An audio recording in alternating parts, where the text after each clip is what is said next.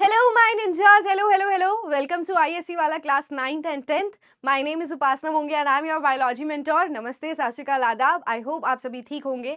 And आज हम continue करने वाले हैं हमारी 45 मिनट्स लगभग जितनी सीरीज, जिसमें हम हर चैप्टर को 45 मिनट्स में कंप्लीट करेंगे. तो आज का जो आपका चैप्टर है वो है ह्यूमन एनाटॉमी का second chapter, that is excretory system. इसके इंपॉर्टेंट हाईलाइट्स, कहाँ से क्या क्वेश्चंस बन सकते हैं, वो मैं आपको साथ के साथ बता दूंगी. So let us start. ठीक है, क्योंकि टाइम कम है ना हमारे पास. ये लेंदी चैप्टर्स है पर ठीक है, हम इंपॉर्टेंट टॉपिक्स यहाँ पर स्टार्ट कर सकते हैं. एक्सक्रीटरी सिस्टम, हम देखो इस यूनिट के अंदर पूरे सिस्टम्स के बारे में पढ़ेंगे. जैसे सर्कुलेटरी सिस्टम है, फिर एक्सक्रीटरी सिस्टम आएगा, फिर आपका नर्वस सिस्टम आएगा, फिर एंडोक्राइन सिस्टम आएगा, रिप्रोडक्टिव सिस्टम आएगा, सेंस ऑर्गन्स आएगा. तो ये सारे चैप्टर्स बहुत इंपॉर्टेंट हैं, बहुत अच्छी वेटेज रखते हैं. तो इसमें कोई भी ना कॉम्प्रोमाइज़ नहीं करना है और कोई भी चैप्टर इसमें से छोड़ना नहीं है, क्योंकि अगर आप कोई भी चैप्टर छोड़ते हो तो 10-12 नंबर कॉम्प्रोमाइज़ हो सकते हैं. एंड वी डोंट नो कि कौन सा चैप्टर कितने मार्क्स का आ जाए, राइट. तो एक्सक्रीटरी सिस्टम, अगर हम ह्यूमंस की बात कर रहे हैं तो हमारे पास well developed pair of kidneys है, left side right side pair of kidneys we have, जो कि बॉडी से वेस्ट को रिमूव करता है. ठीक है, सो हमारे पास एक तो किडनी है, इसके साथ साथ बेटा लिवर और स्किन भी और लंग्स भी, ये तीनों भी थोड़ा थोड़ा रोल प्ले करते हैं एक्सक्रीशन में. किडनी यूरिन फॉर्म करती है. यूरिन में सबसे ज्यादा जो हमारी बॉडी के अंदर वेस्ट होता है वो है यूरिया. तो यूरिन में यूरिया होता है. हम यूरियोटेलिक ऑर्गेनिजम्स हैं, क्योंकि हमारी बॉडी में यूरिया की फॉर्म में वेस्ट निकल जाता है. ठीक है, कुछ ऑर्गेनिजम्स होते हैं जो कि अमोनिया की फॉर्म में बॉडी से वेस्ट निकालते हैं, जो कि पानी में रहते हैं, उनको एक्वेटिक ऑर्गेनिजम्स. पानी में रहने वाले ऑर्गेनिजम्स अमोनिया ही अपनी बॉडी से रिलीज कर देते हैं. अमोनिया बहुत ज़्यादा टॉक्सिक होता है. हमारे पास इतना पानी नहीं है, ना हम इतनी टॉक्सिसिटी झेल सकते हैं कि हम अमोनिया हमारी बॉडी से सीक्रेट करें. तो हमारा लिवर अमोनिया और मतलब एक यूरिया साइकिल जनरेट करता है. उस यूरिया साइकिल में हमारी बॉडी में यूरिया बनाया जाता है और फिर बॉडी से निकाला जाता है. लिवर बेसिकली जो भी आप दवाई खाते हो या जो आपके फालतू के पिगमेंट्स बॉडी के अंदर हो गए हैं, जैसे बिलीरुबिन और बिलीवर्डिन, ये वेस्ट प्रोडक्ट्स होते हैं. ये हमारी बॉडी से निकलने हैं. वो भी कहाँ से निकलेंगे? लिवर बनाता है, लिवर बॉडी से निकाल देगा. ऑल्सो स्किन, स्किन से स्वेट प्रोड्यूस होता है, पसीना, और स्वेट में भी कुछ माइन्यूट सा अमाउंट होता है यूरिया का. एंड इसमें एक्सेस वाटर भी होता है जो हमारी बॉडी से निकल जाता है. लंग से बेटा कार्बन डाइऑक्साइड बॉडी से रिमूव होता है. ठीक है, हमारा जो यूरिन येलो कलर का होता है, that is because of pigment urochrome. ठीक है, 1 मार्क का क्वेश्चन बनता है कि what is the pigment which is responsible for bringing yellow colour of the urine? Urochrome is the pigment. ये इंट्रोडक्शन था. अब हम किडनी की बात करेंगे. किडनी हमारी कहाँ प्लेस्ड होती है? किडनी डॉर्सली प्लेस्ड होती है, पीछे की तरफ. एंड 10 सेंटीमीटर इसकी लेंथ है, 6 सेंटीमीटर इसकी विथ है, और जो इसकी मोटाई है, थिकनेस है, दैट इज 3 सेंटीमीटर. तो 10, 6, 3 लगभग. इसको आप 10, 5 भी याद कर सकते हो, 10, 5, 3 भी याद कर सकते हो, क्योंकि लगभग रेंज है. लोकेशन दोनों साइड होगी and it is protected by 2 pairs of ribs, जो कि फ्लोटिंग रिब्स होते हैं. पीछे से तो कनेक्टेड है बट आगे से कनेक्टेड नहीं है स्टर्नम से, ना ही लास्ट पेयर ऑफ रिब्स से. तो फ्लोटिंग रिब्स हैं जो कि कवर कर रहे हैं इसको. अब अगर हम किडनी के डायग्राम की बात करें तो डायग्राम मैं अभी बनवा नहीं रही हूं. ठीक है, आप डायग्राम अपने नोट्स में से एक बार देखो. किडनी की जो आउटर कवरिंग होती है उसको रेनल कैप्सूल बोलते हैं. किडनी का जो बाहर वाला एरिया होता है, ऑब्वियसली हम किडनी को बेटा यहाँ पर कट करके देख रहे हैं, तो किडनी का जो आउटर एरिया है ना, इसको हम बोलते हैं रेनल कॉर्टेक्स, और जो इनर वाला एरिया है उसको हम बोलते हैं रेनल मेड्यूला. ये बीच वाला एरिया क्या होता है? Renal medulla. ये जो तुम स्ट्रक्चर देख रहे हो जहां से चीजों की एंट्री एग्जिट हो रही है, देखो यहां से रेनल आर्टरी आ रही है किडनी के अंदर, जो कि ऑक्सीजनेटेड ब्लड भी लेकर आएगी और बहुत ज्यादा यूरिया भी कलेक्ट करके लेकर आएगी और किडनी के अंदर डाल देगी कि भाई इसको साफ करो, और ऑक्सीजन भी लाई हूं, ऑक्सीजन भी ले लो. किडनी के सेल्स ऑक्सीजन को यूज करेंगे, CO2 बाहर निकालेंगे. CO2 लेके जाने का काम किसका है? वेन का. और क्योंकि ये किडनी से निकल रही है तो इसका नाम क्या हो जाएगा? Renal vein. ये साथ ही साथ बेटा यहाँ से साफ किया हुआ ब्लड भी लेकर जाती है, क्योंकि ब्लड यहाँ पर आया था वो डर्टी था इन टर्म्स ऑफ यूरिया. मैं जब डर्टी ब्लड बोलती हूँ तो तुम कंफ्यूज हो जाते हो कि मैम डर्टी ब्लड में ऑक्सीजन कैसे होगी. बेटा dirty blood in respect of urea, urea है, वेस्ट है, ठीक है, क्रिएटिनिन है, ये डर्टी सब्सटेंसेस है जो एंटर कर रहे हैं. रेनल वेन CO2 वाला ब्लड यानी कि डीऑक्सीजनेटेड ब्लड तो लेके जा रही है, बट ब्लड यूरिया के रिस्पेक्ट में काफी साफ है. ठीक है, अगर ये बात समझ आ गई तो इसी जगह पर तुमको एक और चीज यहां पर एंटर की हुई दिख रही है इस तरीके से. ठीक है, ये क्या है? ये है यूरेटर्स, किडनी के नीचे एक पेयर होता है, जैसे ये हमारी किडनीज हैं, we have a pair of kidney. एक किडनी नीचे की तरफ होती है, किडनी थोड़ा ऊपर की तरफ होती है, ठीक है। राइट वाली किडनी थोड़ा सा नीचे की तरफ होती है क्योंकि ऊपर लिवर को जगह देनी होती है, तो लिवर की वजह से थोड़ा सा नीचे एडजस्टेड होती है। यहाँ से दो पाइप निकल रहे होते हैं जिनको यूरेटर्स बोलते हैं। यूरेटर्स यूरिनरी ब्लैडर में ओपन होते हैं, यूरिनरी ब्लैडर के लास्ट में यूरिथ्रा होता है। तो ये जो यूरेटर्स हैं ये भी पेयर में होंगे।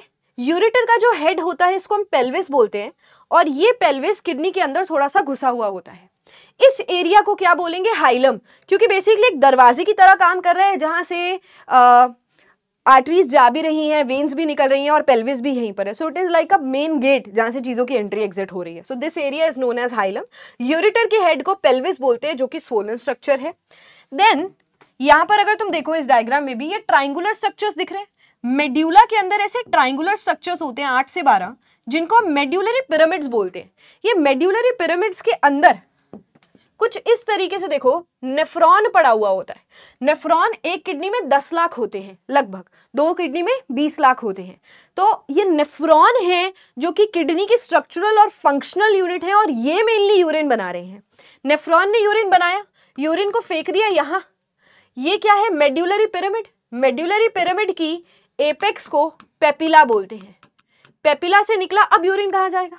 यूरिन को पेल्विस के अंदर जाना है ना, बट यहां पर छोटे छोटे से पाइप्स लगे हुए हैं। देखो मेड्यूलरी पिरामिड के नीचे यहाँ से पाइप्स लगे हुए हैं, इनको हम कैलिक्स बोलते हैं। पतले पाइप्स को माइनर कैलिक्स और मोटे पाइप को मेजर कैलिक्स।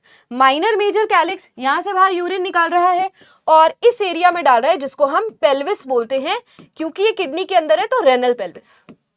फिर से सुनो, नेफ्रॉन ने यूरिन बनाया, यहाँ मेड्यूलरी पिरामिड के एंड पर डाल दिया, यहाँ पर कैलिक्स लगे हुए, पहले माइनर कैलिक्स, फिर मेजर कैलिक्स, और फिर रेनल पेल्विस, और फिर urinary bladder, urethra and out from the body. ठीक है, ये जो बाहर वाला कॉर्टेक्स का हिस्सा है, जैसे ये मेड्यूलरी नहीं रेनल, ये रेनल कॉर्टेक्स वाला हिस्सा है। ये रेनल कॉर्टेक्स वाला हिस्सा मेड्यूलरी पिरामिड में अंदर घुसने की कोशिश करता है। ठीक है, बाहर तो कॉर्टेक्स है ही है, बट ये बीच में मेड्यूला के अंदर भी घुसने की कोशिश कर रहा है। इस एरिया को हम बोलते हैं रेनल कॉलम या फिर columns of Bertini. Renal column या फिर कॉलम्स ऑफ बर्टिनी। तो ये बेटा किडनी का हमारा स्ट्रक्चर है। इसमें से क्वेश्चंस आ सकते हैं, आपको पता होना चाहिए कौन से स्ट्रक्चर का क्या काम है। फिर हम आ सकते हैं हमारे नेफ्रॉन के डायग्राम के ऊपर। नेफ्रॉन रेनल ट्यूब्यूल भी बोलते हैं इसको, यूरिनिफेरस ट्यूब्यूल भी बोलते हैं। ठीक है, इस ट्यूब्यूल के अंदर एक सबसे पहले तो कप शेप्ड स्ट्रक्चर होता है बोमेन्स कैप्सूल, फिर एक घूमी हुई ट्यूब होती है पीसीटी, फिर होता है ऐसे लूप ऑफ हेनले, फिर डीसीटी, और लास्ट में होता है कलेक्टिंग डक्ट। ये जो कलेक्टिंग डक्ट है ना, ये 2-3 न्यूरॉन नेफ्रॉन से मिलकर बनता है। जैसे यहाँ पर तो मैंने लास्ट वाली ट्यूब दिखा दी, this is collecting duct, but ये एक ही नेफ्रॉन का पार्ट नहीं है।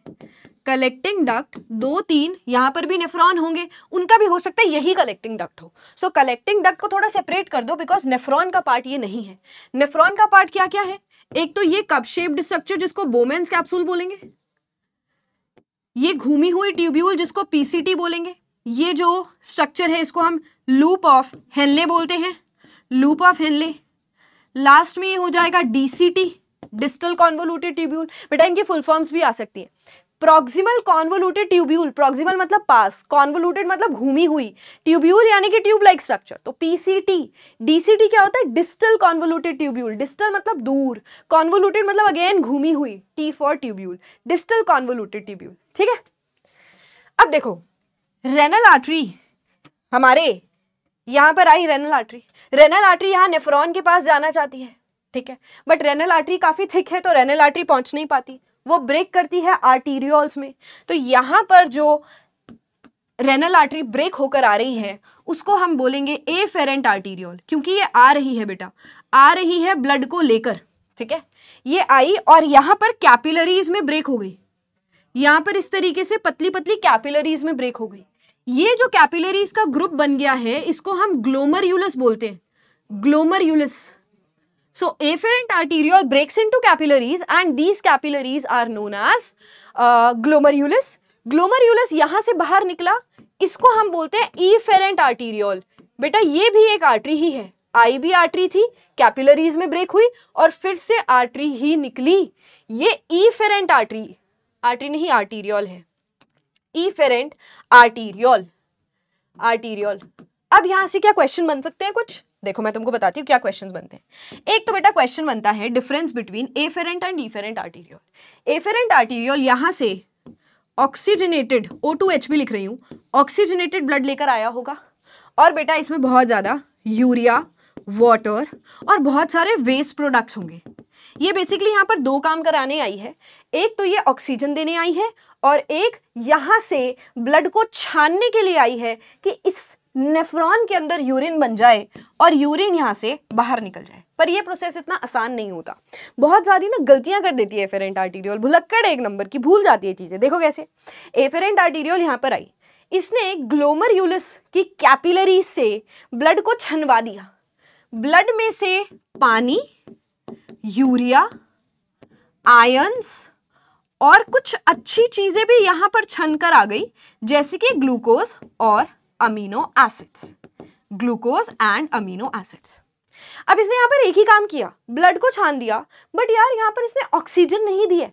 ऑक्सीजन अभी भी इसको देनी है आगे, क्योंकि बेटा ये जो पूरा नेफ्रॉन है it is made up of cells, इसकी बाउंड्री सेल्स से हुई पड़ी है। यहाँ पर अलग अलग तरीके के सेल्स हैं। कौन से सेल्स हैं? एपिथेलियल टिश्यू है। ये एपिथेलियल टिश्यू ही नेफ्रॉन के ट्यूब्यूल को बना रहे हैं, तो इन सेल्स को भी तो ऑक्सीजन चाहिए। ये भी तो अपनी बॉडी से वेस्ट निकालेंगे जिसको वेन लेकर जाएगी आगे की तरफ। तो होता क्या है, ये यहाँ से निकल गई, इसने ब्लड को फिल्टर तो करा लिया, ब्लड को यहाँ पर छनवा दिया, ठीक है। अभी हम यहाँ पर फिर से आएंगे कि ब्लड छानकर क्या हुआ। यहाँ भी गलती करती है ये, बहुत गलतियां करती है, बट अभी पहली गलती क्या है, ब्लड को छान दिया, यहां से निकली। अब जाकर इसको याद आया, अरे यार ऑक्सीजन भी तो देनी थी बेचारे सेल्स को, मैं आर्टरी हूं, मुझे तो ऑक्सीजन देनी है सारे सेल्स को। तो ये यहाँ पर ऑक्सीजन देने के लिए वापस फिर से कैपिलरी में ब्रेक होती है, जिसको हम बोलते हैं पेरीट्यूब्यूलर कैपिलरी। वो पूरे ऐसे नेफ्रॉन को सराउंड करके रखती है, पेरीट्यूब्यूलर कैपिलरी। क्या बोलते हैं? पेरीट्यूब्यूलर कैपिलरी।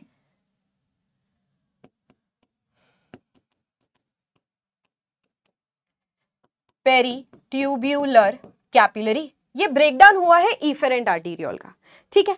तो अब ये पेरीट्यूब्यूलर कैपिलरी इसको सराउंड कर रही है, यहां से बेटा ये ऑक्सीजन डिलीवर कर देगी सारे सेल्स को। तो एक गलती इसने सुधार दी। अब यहां पर क्या गलती करी इसने, यहां पर बहुत प्रेशर के अंडर अल्ट्राफिल्ट्रेशन हुआ। प्रेशर क्यों ज्यादा था? क्योंकि एफेरेंट आर्टीरियोल थिकनेस ज्यादा है, इफेरेंट आर्टीरियोल की थिकनेस कम है। अब तुम इमेजिन करो, ये एक रास्ता हो, यहां से बड़ा सा रास्ता हो और फिर पतली पतली गलियां हैं, और फिर एक गली है और वो इस गली के मुकाबले पतली है, लोगों की भीड़ आ रही है, तो लोग यहाँ पर तो आराम से चलेंगे, बट जब पतली पतली गलियां में रास्ता डिवाइड हो जाएगा तो बहुत ज्यादा भीड़ भड़क्का हो जाएगा, बहुत ज्यादा प्रेशर लगेगा। अगर ब्लड यहाँ से आ रहा है तो बहुत ज्यादा कैपिलरी की वॉल के ऊपर प्रेशर मारेगा, और यहां से निकलने का भी ऑप्शन नहीं है क्योंकि ये दरवाजा भी या ये रास्ता भी पतला है। सो यहाँ पर ब्लड ठहरता है, मौका मिलता है ब्लड को यहाँ पर रुकने का। जैसे भीड़ यहाँ पर आई होगी तो भीड़ इस जगह पर रुकेगी क्योंकि रास्ते की प्रॉब्लम है, रास्ते की तंगी है। अब ब्लड यहाँ पर ठहरता है तो ब्लड को मौका मिलता है यहाँ से फिल्टर आउट होने का। क्या blood as it is filter out हो जाएगा? नहीं, ब्लड का वाटर आया, यूरिया आया, आयंस आ गए, छोटे छोटे सब्सटेंसेस आ गए। रेड ब्लड सेल्स नहीं आते हैं, व्हाइट ब्लड सेल्स कभी आ गए तो आ गए, ठीक है। प्लेटलेट्स नहीं आती हैं यहाँ पर, तो नीचे कुछ सामान आया है, इसको हम बोलते हैं ग्लोमेरुलर फिल्ट्रेट। क्योंकि ये ग्लोमेरुलस से फिल्टर होकर आया है तो इसको हम बोलते हैं glomerular filtrate. Glomerular filtrate 1 minute में 125 ml बनता है। अब तुम कहोगे मैम ये तो बहुत ही कम है, ठीक है बढ़िया है, बट अगर इसको पूरे दिन का कैलकुलेट करें तो ये लगभग 180 लीटर पर डे हो जाता है। अब 180 लीटर पर डे समझ रहे हो तुम कि कितना सारा यूरिन हमारी बॉडी से निकलता होगा, बट हमारे पास तो खून ही 5 लीटर है, यानी कि कुछ तो गड़बड़ है यहाँ पर। ये यूरिन नहीं है, ये सिर्फ और सिर्फ ग्लोमर फिल्ट्रेट है। इसका 99% सामान अपने को वापस ब्लड में भेजना होता है। ग्लोमेरुलर फिल्ट्रेट यहाँ पर आ गया, वापस यहाँ नहीं जाएगा, वापस का मौका इसको पीसीटी में मिलेगा सबसे ज्यादा, यानी कि प्रॉक्सिमल कॉन्वोल्यूटेड ट्यूब्यूल अब इस गलती को सुधारेगी कि अरे यार इतना सारा पानी निकाल सकते बॉडी से, तो आप वापस जाओ भाई ब्लड के अंदर। तभी देखो पेरीट्यूबुलर कैपिलरीज को सराउंड करके रखती है। एक और जो बहुत इंपॉर्टेंट क्वेश्चन यहाँ से बनता है, तुम देख रहे हो ये बोमेन्स कैप्सूल और ये ग्लोमेरुलस दोनों बहुत ही पास पड़े हुए हैं। इसका फंक्शन एक बहुत ही फेमस साइंटिस्ट ने बनाया था जिनको हम मैलपिगियन के नाम से जानते हैं, और उन्होंने इसी एरिया को नाम रख दिया बेटा मैलपिगियन बॉडी, जिसमें ग्लोमेरुलस प्लस बोमेन्स कैप्सूल को दिखाया जाता है। यानी कि इन दोनों का जो कॉम्बिनेशन है that is Malpighian body. Very important, Malpighian body का हो सकता है तुमको बोलते डायग्राम बना के दिखाओ, तो सिर्फ तुमको इतना डायग्राम बनाना है, एफेरेंट, इफेरेंट, ग्लोमेरुलस और बोमेन्स कैप्सूल। हो सकता है डायग्राम के से रिलेटेड क्वेश्चन आ जाए कि भाई यहाँ हो क्या रहा है, इसका क्या नाम है, इसका क्या नाम है, इसका क्या नाम है, इसका क्या नाम है, इनका क्या फंक्शन है। तो मैलपिगियन बॉडी काफी इंपॉर्टेंट टॉपिक रहा है पिछले 3-4 साल से बेटा, आपके स्पेसिमेन पेपर हो या फिर कोई भी और आपका सैम्पल पेपर हो, फाइनल पेपर हो, उसमें क्वेश्चंस आए हुए हैं, तो इसको याद रखेंगे। नाउ मूविंग ऑन, गलती हो गई है, बहुत सारा ग्लोमेरुलर फिल्ट्रेट आ गया है। पीसीटी क्या करेगा, पीसीटी अब इस चीज को छानेगा। बेटा ग्लूकोज और अमीनो एसिड्स के लिए इतनी मेहनत करी थी, हम इतना कमाते हैं, इतनी बेटा हम बड़े होते हैं, तुम सोचते हो हम ये बनेंगे वो बनेंगे, ये करेंगे वो करेंगे, अल्टीमेटली रोटी कपड़ा मकान यही हमारा टारगेट है ना। तो हमारी जो रोटी है वो रोटी ब्रेक होकर ग्लूकोज और अमीनो एसिड्स में टूटती है। रोटी से मेरा मतलब एवरी टाइप ऑफ फूड। सो वो यहाँ पर टूट गई, अब हम उसको यूरिन में कैसे जाने दें, हमने तो सारी मेहनत ही इस चीज के लिए करी है। तो 100% ग्लूकोज और अमीनो एसिड्स का रीएब्जॉर्प्शन होता है। यहाँ पर 70-80% पानी वापस ब्लड में भेजा जाता है। इतना पानी तो हमारी बॉडी में नहीं है, इतना पानी हम यूरिन में कैसे निकालेंगे।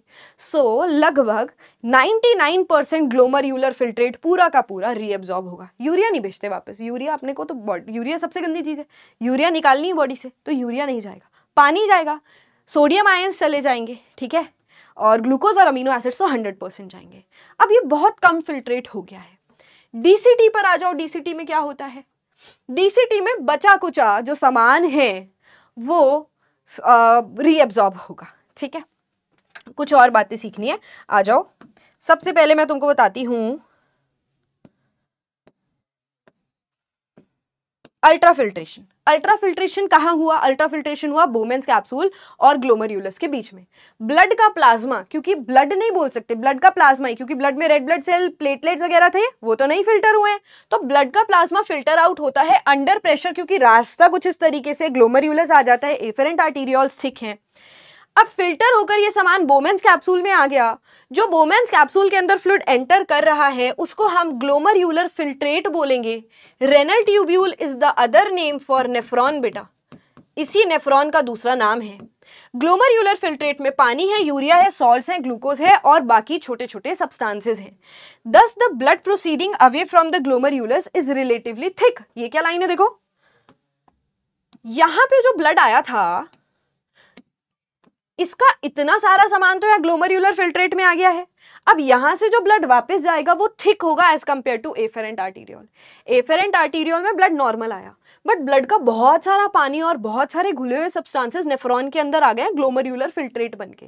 तो एफेरेंट आर्टीरियोल में जो ब्लड निकल रहा है वो बहुत ही ज्यादा थिक है, बहुत ही ज्यादा उसके अंदर गाढ़, थिक समझते हो ना, गाढ़ा हो गया, ठीक है, क्योंकि उसका बहुत सारा सामान यहाँ पर नीचे आ चुका है। ठीक है भाई, आगे बढ़ते हैं, कहाँ गया, ये रहा। Now it is relatively thick. What needs to happen? Reabsorption needs to happen. Reabsorption यानी कि glomerular filtrate entering the renal tubule is not urine. ये तो भाई बिल्कुल पाप नहीं करना है, glomerular filtrate को यूरिन नहीं बोल सकते। सिलेक्टिव रीअब्जॉर्प्शन यानी कि सिलेक्ट करके चीजों को वापस भेजा जाएगा। ग्लूकोज और अमीनो एसिड्स को तो 100% वापस भेजा जाएगा। Reabsorption is only to the extent that the normal concentration of blood is not disturbed. भाई ऐसा नहीं है कि आप ब्लड की कंसंट्रेशन को चेंज करो। हमारी किडनी, बेटा आप क्लास 11th में पढ़ोगे और डिटेल में कि हमारी किडनी जो है वो जरूरत के हिसाब से ही पानी को बाहर निकालती है। मान लो तुमने किसी दिन पानी नहीं पिया, बहुत कम पानी पिया है, तो उस टाइम पर आपका यूरिन बहुत कंसंट्रेटेड होता है, येलो येलो होता है, यूरिन में बहुत कम पानी जाता है एट दैट टाइम, बिकॉज हमारी बॉडी के अंदर पानी की कमी है और हम यूरिन में पानी वेस्ट नहीं करेंगे, उसका बहुत ज्यादा रीअब्जॉर्प्शन कराएंगे। कम से कम पानी हम यूरिन में भेजेंगे, यूरिन बनेगा जरूर पर बहुत कम मात्रा में बनेगा। वहीं पर तुमने बहुत ज्यादा पानी पी लिया, हर घंटे तुम आधा लीटर पानी खींच जाते हो, बहुत अच्छी बात है, ज्यादा पानी पीना चाहिए हमें। और मान लो कोई बहुत ज्यादा फ्रीक्वेंट पानी पी रहा है तो आपको फील होता है कि भाई अब फिर से वॉशरूम जाना है, फिर से लगी है यार, फिर से जाना है, फिर से जाना है, बिकॉज आपकी बॉडी की जरूरत पूरी हो गई है और अब आपकी बॉडी एक्स्ट्रा वाटर को बाहर निकाल रही है। इसी को ना ऑस्मो रेगुलेशन बोलते हैं। पानी के साथ साथ पानी में पड़े हुए ions, specially sodium and potassium ions and chloride ions and NaCl, बेटा इसको भी रेगुलेट किया जाता है। तुमने एक दिन बहुत ज़्यादा नींबू पानी नमक डाल के भर भर के पिया है, बॉडी को जितनी ज़रूरत है वो उतना ही रखेगी और फालतू को यूरिन में निकाल देगी। इसी को हम ऑस्मो रेगुलेशन बोलते हैं। कैसे होते हैं तुमको अभी नहीं पढ़ना है, सीनियर क्लासेस में पढ़ोगे, but you should know kidney के 2 काम है, urine formation and osmo regulation. Blood अपने से कॉम्प्रोमाइज नहीं करेगा, ब्लड को जितना सोडियम जितना NaCl चाहिए उतना ही रखेगा अपने पास, बाकी निकालो यूरिन के अंदर, ठीक है। That is why you also observe कि भाई यूरिन का कलर चेंज होता है, यूरिन में पानी चेंज होता है, कभी ज्यादा येलो कभी कम yellow and all of that. So selective reabsorption, यहाँ पे हम लिख सकते हैं glucose and amino acids are 100% reabsorb. अगर ये रीअब्जॉर्ब नहीं हो रहे ना, ए मतलब अमीनो एसिड्स 100% रीअब्जॉर्ब, अगर ये रीअब्जॉर्ब नहीं हो रहे हैं और आपके यूरिन में आ रहे हैं तो बीमारी मानी जाती है, जिसको हम डिसऑर्डर्स के उसमें पढ़ेंगे, अभी डिसऑर्डर्स भी आएंगे, ठीक है। तो रीअब्जॉर्प्शन तुमको समझ आ गया होगा। अब तीसरी चीज है ट्यूबुलर सीक्रीशन। तुमको पता है यार, ये रेनल ट्यूब्यूल के अंदर कितनी गलतियां हो रही हैं। ये जो आर्टरी यहाँ पर आई है ये कितनी गलतियां कर रही है। पहले तो यहाँ पर ऑक्सीजन देना भूल गई, चलो ठीक है कोई बात नहीं, फिर उसके बाद सारा ग्लोमेरुलर फिल्ट्रेट बना दिया, कोई बात नहीं। अब तुमको नहीं लगता कि यहाँ से जो इफेरेंट आर्टीरियोल पेरीट्यूबुलर कैपिलरी में टूटी है, कुछ कचरा तो इसमें भी रह गया होगा। जब ये इतनी गलतियां कर सकती है तो हो सकता है ना सारा कचरा यहाँ ना डाल के गई हो। देखो अच्छी चीजें डाल गई तो कोई बात नहीं, हमने रीअब्जॉर्प्शन करके संभाल लिया, बट अभी भी ब्लड के अंदर कुछ वेस्ट सब्सटेंसेस रह सकते हैं। तो बेटा यहाँ पर ये पेरीट्यूबुलर कैपिलरी ये टूट रही है, DCT के अंदर ये ब्लड में से H+ आयंस, कचरे होते हैं H+ आयंस, H+ आयंस अगर ब्लड में है, ब्लड का pH कितना होता है 7.6 which is nearly neutral. H+ ions acidity बढ़ाएंगे, यानी कि आपका ब्लड का pH खराब हो सकता है। अगर ब्लड में H+ आयंस ज्यादा हो गए तो वो 7-6 तक पहुंच सकता है, which is harmful for us. तो H+ आयंस कहाँ जाएंगे, यूरिन में जाएंगे। सेम तरीके से K+ आयंस भी होते हैं, वो भी आपको वापस ब्लड में अगर रह गए हैं तो निकालो, यूरिन में डालो। और तीसरी चीज अमोनिया, हम अमोनिया इतना ज्यादा नहीं बनाते हैं, हमारी बॉडी अमोनिया को, हमारा लिवर अमोनिया को यूरिया में कन्वर्ट कर देता है, बट थोड़ा बहुत अमाउंट में ना अमोनिया होता है, वो अमोनिया भी अपने को नहीं चाहिए, वो भी किस में जाएगा, इसके अंदर वापस आ जाएगा। तो ये 3 एग्जांपल्स तुम याद रख सकते हो, H+, K+ और NH3+, तीनों ही कचरे हैं, तीनों ही यूरिन के अंदर जाने चाहिए। तो इस बुद्धू ने फिर से गलती कर दी थी, ये अभी भी अपने पास ये गंदे गंदे आयंस लेकर भेज रही थी, तो इसको हमने बोला कि भाई DCT में डाल दो और इसको हम यूरिन में आगे पास कराएंगे। तो DCT जाना जाता है ट्यूबुलर सीक्रीशन के लिए। ट्यूबुलर PCT, अच्छा एक फैक्ट तुमको मैं बताती हूँ, PCT और DCT दोनों में ही रीअब्जॉर्प्शन और दोनों में ही सीक्रीशन होता है, बट तुम अपने लेवल पे यही याद रखो, PCT में सबसे ज्यादा रीअब्जॉर्प्शन होगा, DCT में भी रीअब्जॉर्प्शन होता है, बट क्योंकि मैक्सिमम PCT में होता है तो हमने सीधा यही बोला PCT में हो रहा है जी, DCT का जिक्र ही नहीं करा in terms of reabsorption. But हम DCT के लिए क्या यूज करते हैं कि भैया ट्यूबुलर सीक्रीशन हो रहा है, H+, K+ अमोनिया जो है वो ब्लड से इसके अंदर आ रहे हैं गलती सुधारने के लिए। तो ट्यूबुलर सीक्रेशन पढ़ लेते हैं एक बार। K+ आयंस, देखो लिखा है K+ ions and chemicals like penicillin are passed into urine in DCT, blood में रह गए थे ना, अब ये DCT के अंदर आते हैं और फिर यूरिन में जाते हैं। यहाँ पर इसके आगे K+, H+ और ammonia. This passage involves the activity of tubular wall, hence it is called as tubular secretion. The filtrate left after reabsorption and tubular secretion is called urine. Filtration हुआ, reabsorption हुआ, secretion हुआ, अब जाकर जो liquid बना है उसको urine बोलेंगे। किडनी जो है, जो ये सेल्स हैं बेटा, जो ट्यूबुलर रीअब्जॉर्प्शन और ट्यूबुलर सीक्रेशन कर रहे हैं, ये फ्री में नहीं करते, ये एनर्जी खर्च करवाते हैं, जिसको हम एक्टिव रीअब्जॉर्प्शन बोलते हैं। तो एक्टिव यानी कि एनर्जी खर्च होना, एक्टिव रीअब्जॉर्प्शन करनी है, एनर्जी खर्च हो रही है, यानी कि ग्लूकोज ऑक्सीजन की डिमांड ज्यादा रखेंगे, तो ग्लूकोज ऑक्सीजन को यूज करता है और फिर एनर्जी बनाता है, एरोबिक रेस्पिरेशन। तो इसीलिए यहाँ पर किडनी की डिमांड ज्यादा है, किडनी को पता है उसको यूरिन बनाना है, उसको पता है नेफ्रॉन के सेल्स एनर्जी यूज कर रहे हैं, तो ग्लूकोज दो, ऑक्सीजन दो, तभी ये काम होगा, एनर्जी खर्च करके होगा।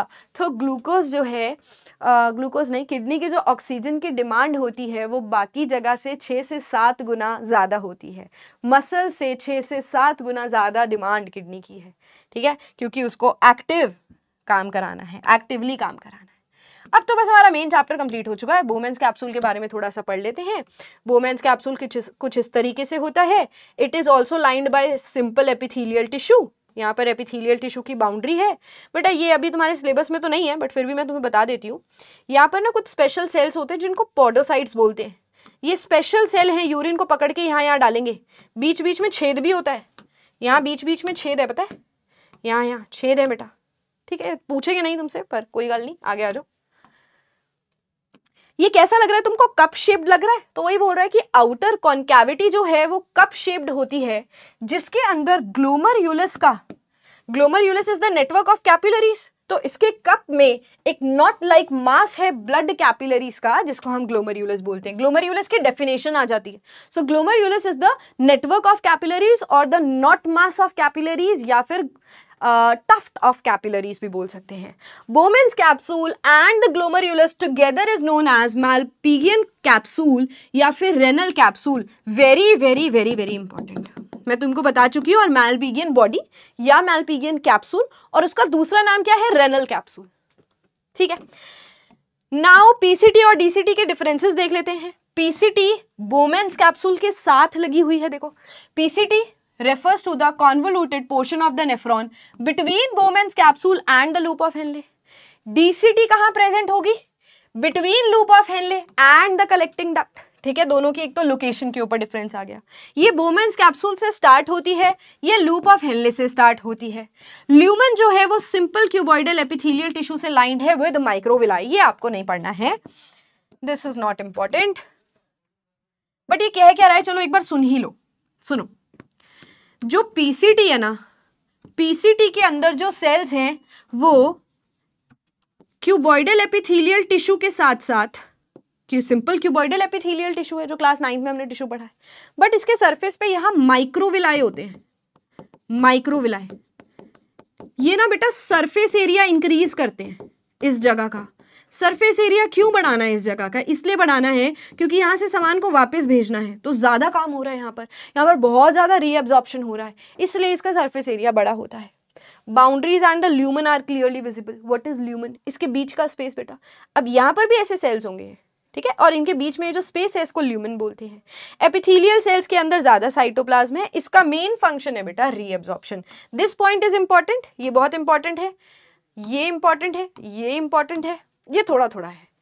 DCT, lumen is simple cuboidal epithelial tissue without microvilli. DCT के अंदर भी सिंपल क्यूबॉइडल एपिथेलियल टिश्यू है, बट इसके सरफेस पे देखो मैंने माइक्रोविलाई नहीं बनाए, फिंगर लाइक स्ट्रक्चर्स नहीं बनाए, क्योंकि इसको इतना रीअब्जॉर्प्शन नहीं करना बेटा। उसको रीअब्जॉर्प्शन करना है तो जगह ज्यादा चाहिए। What was reabsorption? अगर भूल गए हो तो याद दिला देती हूँ। जो ग्लोमेरुलर फिल्ट्रेट इतना सारा आ गया था उसको वापस भेजना है। वापस भेजने के लिए जगह बनानी है, पानी, ग्लूकोज, अमीनो एसिड्स वापस भेजना है। कितना? 180 लीटर का 99% वापस भेजना है। हम दिन में 180 लीटर, देखो ग्लोमेरुलर फिल्ट्रेट आया, उसका 1-1.5 लीटर ही यूरिन बन रहा है, वापस आ रहा है बाकी का बाकी, तो जगह चाहिए ना। इसलिए ऐसी कंडीशन है। इसका मेन फंक्शन सिक्रीशन होता है, साइटोप्लाज्म कम होता है, ल्यूमन कम विजिबल होता है। Now this is composition of urine बेटा। कंपोजिशन ऑफ यूरिन क्या होता है यूरिन में मैम? पानी होता है, पानी। 95% तो पानी होता है। अब ये मत कहना मैम फिर तो ये सेफ है। 5% जो सॉलिड वेस्ट होते हैं ना वो बहुत गंदे सॉलिड वेस्ट होते हैं। ऑर्गेनिक सॉलिड वेस्ट में देखो क्या क्या आएगा। यूरिया आ गया 2.3 ग्राम्स पर लीटर, यानी कि इतना यूरिया तुम रोज निकाल देते हो। उसमें 1.5 ग्राम्स क्रिएटिनिन होता है बेटा। क्रिएटिनिन से रिलेटेड तुमसे कोई क्वेश्चन नहीं आएगा कि what is creatinine, how it is formed, but इतना याद कर लो कि ये भी नाइट्रोजन से बना हुआ एक कचरा है एंड ये बॉडी के लिए अच्छा नहीं है, तो हमें इसको निकालना है। यूरिक एसिड बहुत कम होता है। वैसे यूरिक एसिड बर्ड्स निकालते हैं। बर्ड्स की तुमने अगर कभी पॉटी देखी हो तो उसमें क्या होता है, it is very pellet form में या फिर बेटा पेस्ट लाइक होती है। उनको पानी नहीं चाहिए बहुत ज़्यादा इसको बॉडी से निकालने के लिए। Ammonia on the other hand बहुत ज़्यादा पानी की डिमांड करता है निकालने के लिए। यूरिक एसिड बर्ड्स निकालते हैं, हम भी निकाल रहे हैं बहुत कम। हमारे में मेन प्रोडक्ट क्या है? यूरिया। बर्ड्स में मेन प्रोडक्ट क्या है? Uric acid.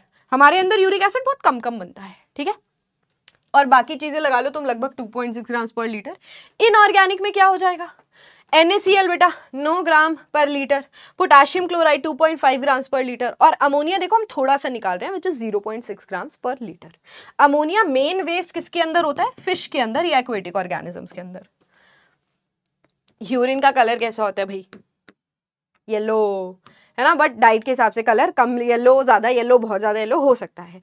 1 से 1.5 लीटर दिन में बनता है। इसका पीएच कितना होता है, 5 to 8 लिखा है, वैसे बेटा इसका 6 पीएच होता है, वैसे इसका 6 पीएच होता है। यहाँ पर रेंज लिखी हुई है, रेंज इसलिए क्योंकि डाइट के हिसाब से पीएच बदल जाता है। अगर तुमने कभी बहुत ज़्यादा प्रोटीन डाइट ली तो पीएच हो जाएगी एसिडिक, जो कि जनरली होता है, बट अगर ज़्यादा वेजिटेबल्स खा रहे हैं तो डाइट हो जाती है अल्कलाइन, इसलिए हमें यूरिन में भी इसका पीएच बढ़ा हुआ दिखता है। स्मेल कैसी होती है यूरिन की, ये मत लिख कर आना बैड स्मेल। क्वेश्चन आया how is the smell of urine, कुछ बच्चे लिख के आएंगे वेरी बैड स्मेल जी, वेरी बैड स्मेल। तो बेटा बैड स्मेल नहीं लिखनी, it is because of the ammonia, the smell is because of the ammonia. Ammonia like smell होती है और ये बढ़ जाती है अगर बैक्टीरियल एक्टिविटी वहां पर है तो। स्पेसिफिक ग्रेविटी 1.003 to 1.035, ठीक है, इसको याद कर लो। ये तुमसे क्या होता है, क्यों होता है, कोई नहीं पूछेगा।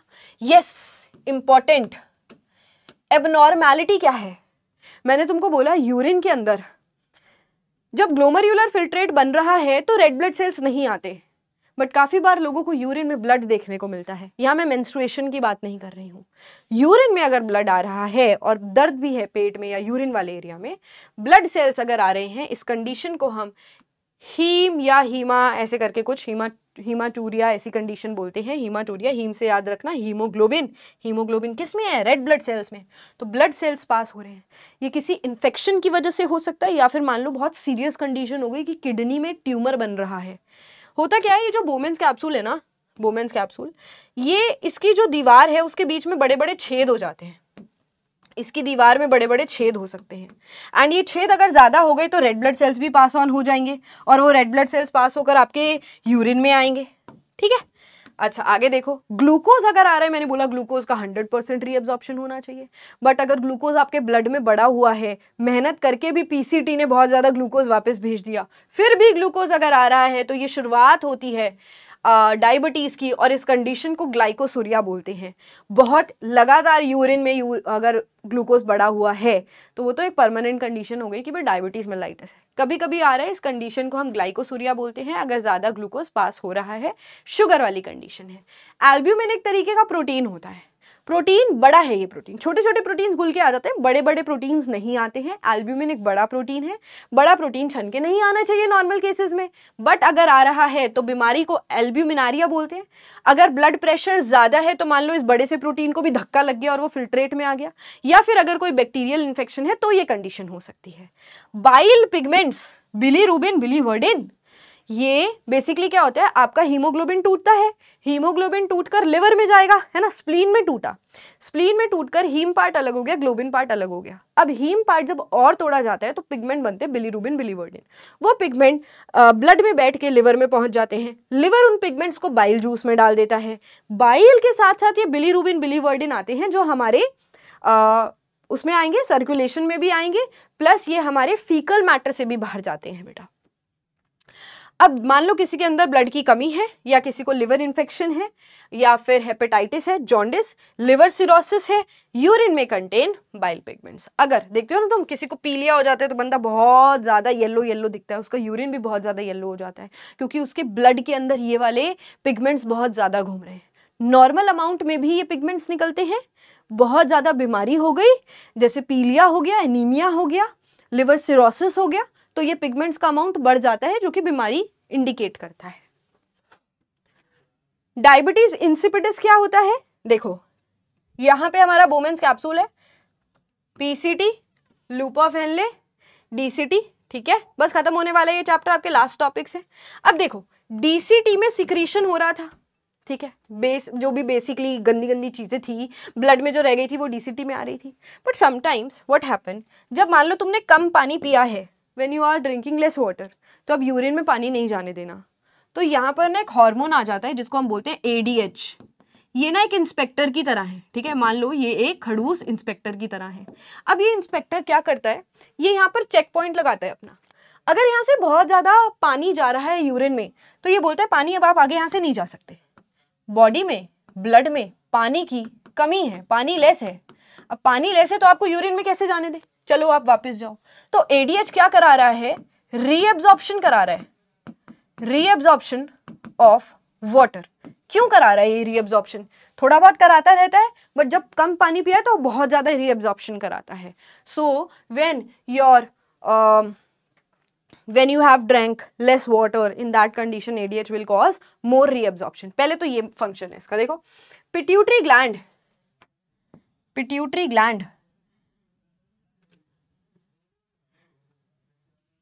ये लाइन नहीं सही, देखो मैं आपको बताती हूँ होता क्या है. Basically, concentration of urine by water reabsorption is controlled by ADH and secreted by posterior lobe of pituitary gland. ये pituitary gland के posterior lobe से निकला. ADH secretion जो है is reduced in increased production of urine known as diuresis.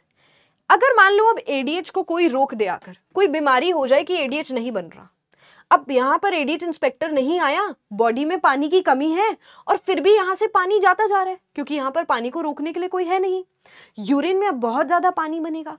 बेटा इस condition को हम डायबिटीज इंसिपिडस बोलते हैं. डायबिटीज इंसिपिडस का मतलब क्या है? जब यूरिन में बहुत ज्यादा पानी आ रहा है, ADH इंस्पेक्टर की कमी हो गई. ये इंस्पेक्टर होता तो यूरिन में पानी नहीं जाने देता, उसका रीएब्जॉर्प्शन कराता. ये हार्मोन एब्सेंट हो गया किसी वजह से या बहुत कम हो गया, तो अब यूरिन के अंदर बहुत सारा पानी है, यानी कि यूरिन बहुत ज्यादा फॉर्म हो रहा है. इसको हम डाईयूरेसिस कंडीशन बोलते हैं. डाईयूरेसिस तो नॉर्मल हो गया कि भाई ठीक है, कुछ टाइम से भाई डॉक्टर हमें ना बहुत ज़्यादा पानी आ रहा है, बहुत फ्रीक्वेंट यूरिनेशन हो रहा है, तो डॉक्टर कह गए डाईयूरेसिस है.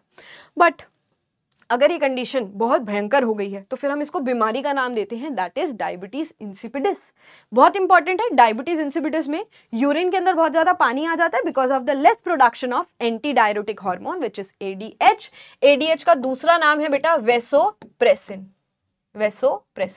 पिट्यूटरी ग्लैंड से निकलता है और जो लिक्विड डाइट होती है, T, coffee, alcohol, it also effects in the formation of urine. जब चाय कॉफी वगैरह ज्यादा पीते हैं ना, तो वो भी ADH को रोक देता है. तो इसीलिए आपको चाय कॉफी पी के भी ज्यादा यूरिन आता है. ज्यादा यूरिन प्लस टेस्टलेस यूरिन क्यों बोल रहे हैं? क्योंकि यूरिन में पानी ही पानी है, तो नमक का स्वाद नहीं आएगा अगर कोई स्वाद लेगा तो. ठीक है. Next is osmo regulation. इसकी सिर्फ डेफिनेशन आप देख लो. ऑस्मो रेगुलेशन में क्या होता है कि किडनी जब वेस्ट को रिमूव करती है ब्लड से, तो वो उसके परसेंटेज को भी चेंज नहीं होने देती. रेगुलेट करना मतलब जितना है उतना ही फिक्स रखना. कोई चीज एक्स्ट्रा आ गई है तो निकालो, कम है तो भी मैनेज करो. So it implies the regulation of osmotic pressure of blood, that is why it is known as osmoregulation. ठीक है. Now artificial kidney. What is the case of artificial kidney? मान लो किसी की किडनी खराब हो गई है. अगर किडनी खराब हो गई है तो बॉडी के अंदर यूरिया इकट्ठा हो जाएगा. वो यूरिया हम इकट्ठा नहीं होने दे सकते, बंदा मर जाएगा. तो हम क्या करते हैं? डायलिसिस करते हैं. किडनी तो फेल हो चुकी है बेटा, बट एक बंदे को काफ़ी बार वीक में देखो क्या लिखा है, 12 आवर्स ट्वाइस अ वीक, 2 बार 12-12 घंटे या 3-4 घंटे के ज़्यादा स्लॉट्स इस बंदे को दिए जाते हैं. एक मशीन होती है जिसको हम आर्टिफिशियल डायलाइज़र बोलते हैं. डायलाइज़र बेसिकली बंदे की रेनल आर्टरी से खून लिया जाता है. ये डर्टी ब्लड है, ये डर्टी ब्लड है. रेनल आर्टरी देखो डर्टी ब्लड लेकर आई थी, ये इस मशीन के अंदर डाला जाएगा. इस मशीन में ब्लड जैसा ही कंपोजिशन होता है. ये रेनल आर्टरी जो यूरिया लेकर आ रही है वो यूरिया यहाँ छोड़ जाती है. अब ब्लड साफ हो चुका है, वो ब्लड अपने को वापस इसकी बॉडी के अंदर डालना है, तो ये वेन से वापस कनेक्ट कर दिया जाता है. बेसिकली किडनी का काम ये डायलाइजर कर रही है, इसीलिए इसको आर्टिफिशियल किडनी भी बोलते हैं. So patient's blood is led from radial artery in his arm through the machine where urea and extra salts are retained. यहाँ पर प्योर किया जाता है बेटा, इसको साफ किया जाता है, यूरिया को मशीन में रखा जाता है और फिर जो साफ ब्लड है वो वापस डाला जाता है. अगर परमानेंट डैमेज हो गया तो किडनी का ये आर्टिफिशियल डायलिसिस बार बार करना पड़ेगा. बेटा किडनी ट्रांसप्लांटेशन भी होता है इस कंडीशन में. ठीक है. सो पूरा चैप्टर इंपॉर्टेंट है एंड जो क्वेश्चंस होंगे वो हम बाद में प्रैक्टिस कर लेंगे, जो भी इसके इंपॉर्टेंट क्वेश्चंस आए हुए हैं पिछले साल में. आई होप आपको कुछ कुछ तो समझ आया ही होगा ये चैप्टर, जो बच्चे पहली बार देख रहे हैं. अदरवाइज रिवीजन के लिए it was perfect from my side. I hope आपने अच्छे से मुझे सुना होगा. सुना करो ताकि आपका फोकस मेंटेन रहे और आपको चीज़ें अच्छे से समझ आएँ. और नोट्स अपने खोल कर बैठा करो ताकि आप चीज़ों को अच्छे से रिवाइज कर सको. तो ये प्रॉमिस कंटिन्यूड रहेगा, एंड तक हम सारे चैप्टर्स करेंगे इसी 45 मिनट्स, ताकि एग्जाम के टाइम पर जब आपको रिवीजन करनी है तो तुमको परेशानी ना हो. ठीक है. तो मैं जल्दी मिलूंगी आपसे नेक्स्ट वीडियो के साथ. निंजास अपना ध्यान रखो, अपनी हेल्थ का ध्यान रखो. Will meet soon. Bye bye. Take care.